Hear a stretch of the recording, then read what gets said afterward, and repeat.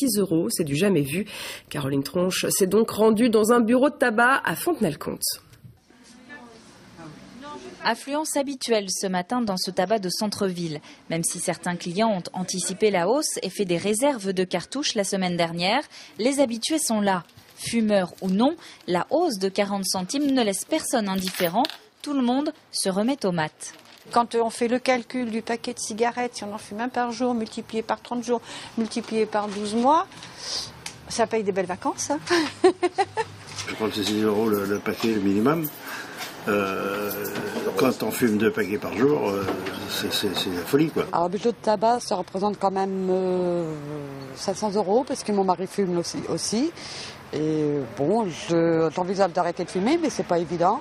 Du côté des vendeurs, c'est la colère et la lassitude qui l'emportent. L'impression que les débitants de tabac sont les seuls que l'on montre du doigt, alors que les prix augmentent un peu partout. Ce matin, j'ai un client qui m'a dit qu'il était passé à la boulangerie avant de venir ici et que le pain avait augmenté de 10 centimes.